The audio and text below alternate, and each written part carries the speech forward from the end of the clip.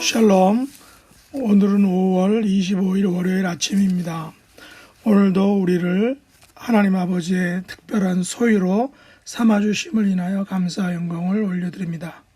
하루의 삶을 통하여 하나님의 특별한 소유됨의 특권을 누리시기를 간절히 원합니다. 먼저 찬송가 한 곡을 부르겠습니다. 새 찬송가 104장 곧 오소서 임마누엘.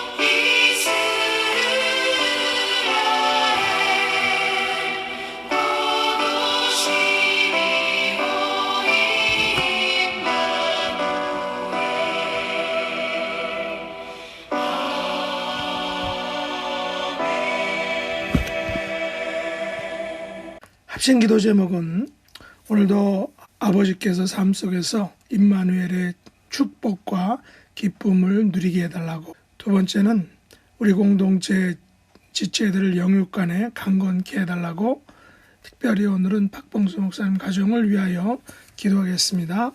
마지막 세 번째는 코로나 바이러스가 우리의 가정과 직장과 교회에 침범하지 못하게 해달라고 간절히 합심으로 기도하겠습니다.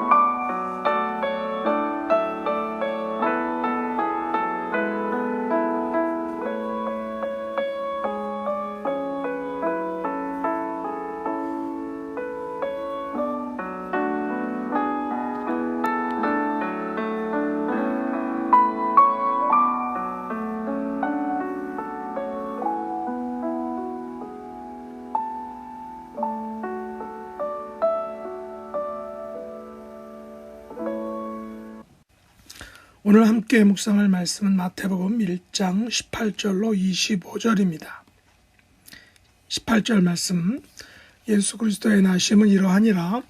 그의 어머니 마리아가 요셉과 약혼하고 동거하기 전에 성령으로 잉태된 것이 나타났더니 그의 남편 요셉은 의로운 사람이라 그를 드러내지 아니하고 가만히 끊고자 하여 이 일을 생각할 때에 주의 사자가 현몽하여 이르되 다윗의 자손 요셉아 내 아내 마리아 데려오기를 무수하지 말라.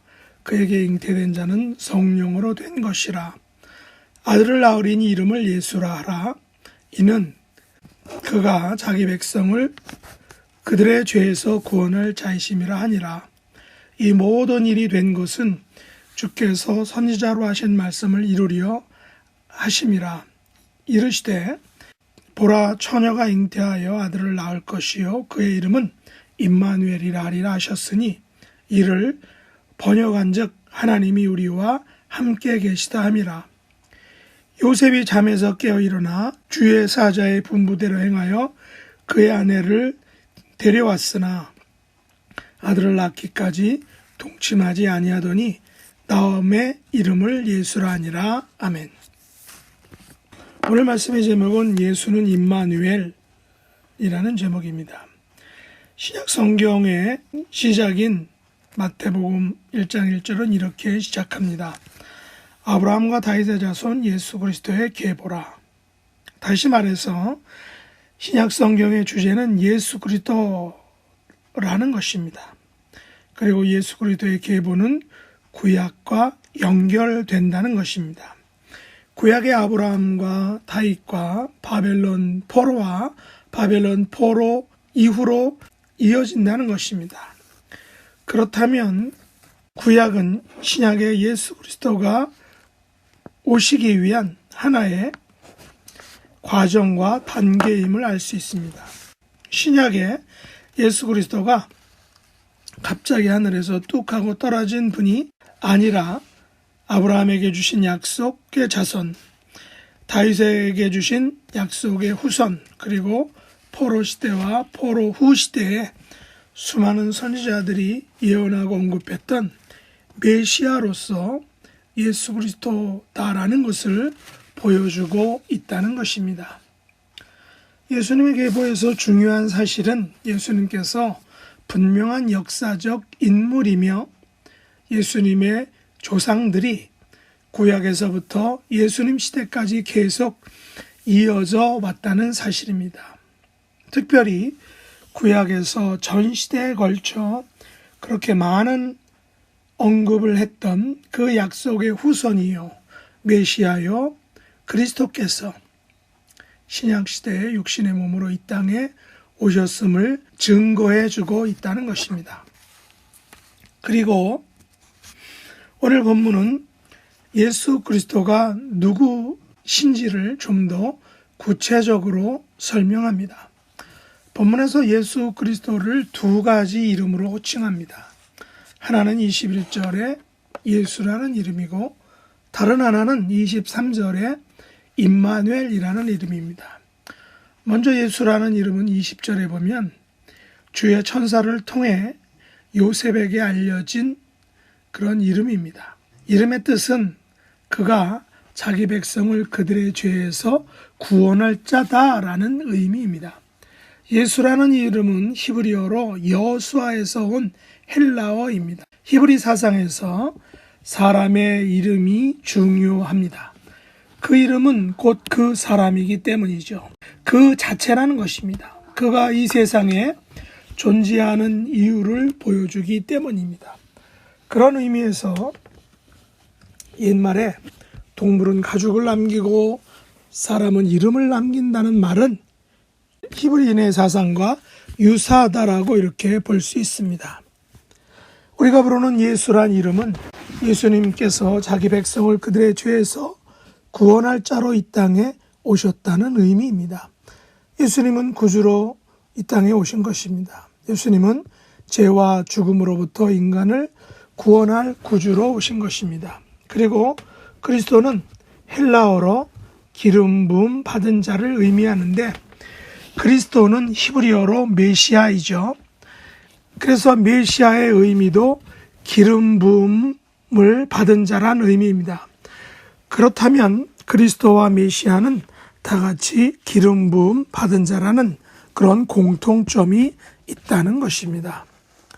둘째로, 예수님이 임마누엘이라는 것은 하나님께서 예수님을 통하여 우리와 함께 계신다는 것을 의미합니다.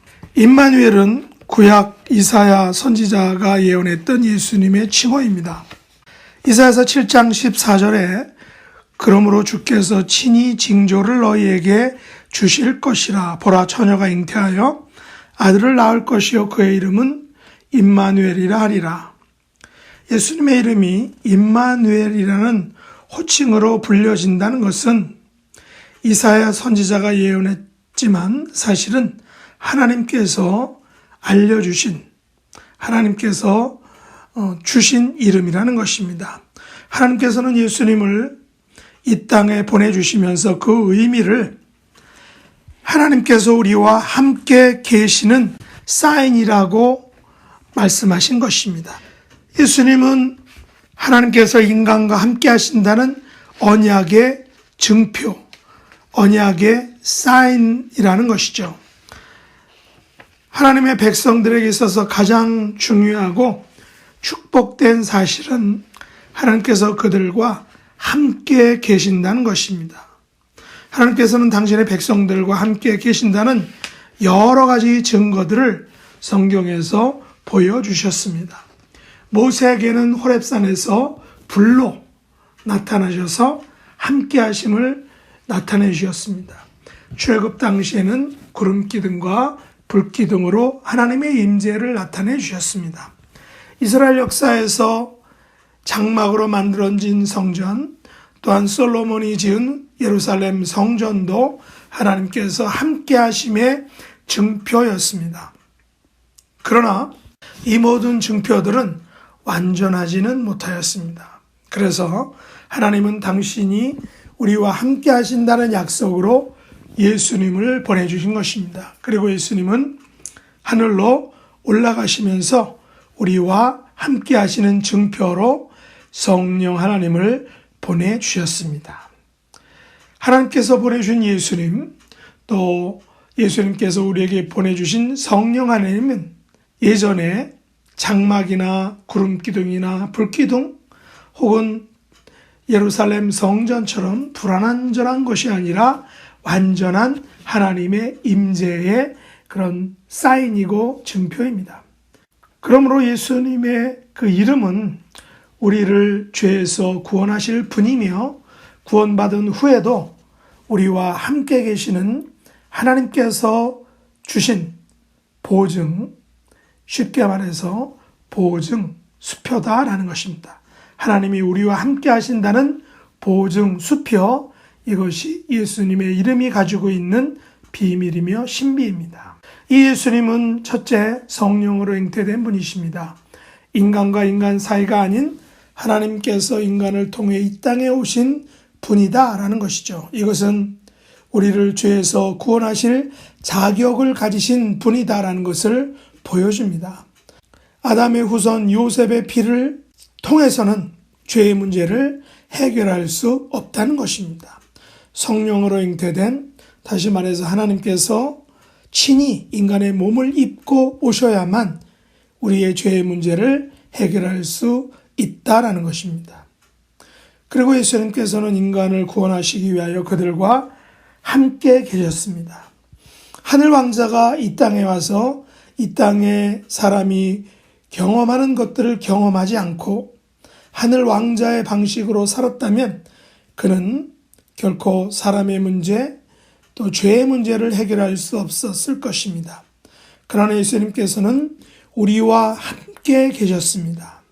다시 말해서 우리의 죄의 문제, 고통과 질병과 절망과 상처와 우리의 슬픔과 기쁨을 모두 함께 하셨다는 것입니다.